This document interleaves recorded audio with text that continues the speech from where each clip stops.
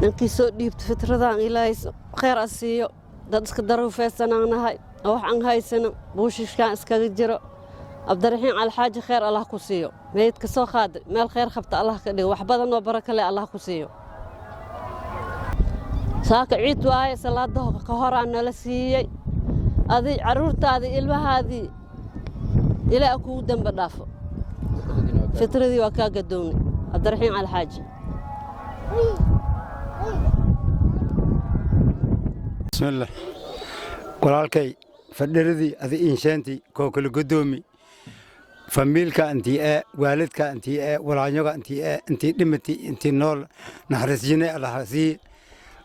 koo kala godoomi fadhiradii adi inshaantii kiin ma hasante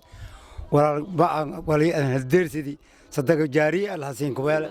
wili salaadina meltukuna salaadi iida hadale insoonno haddii ilaahay lika hala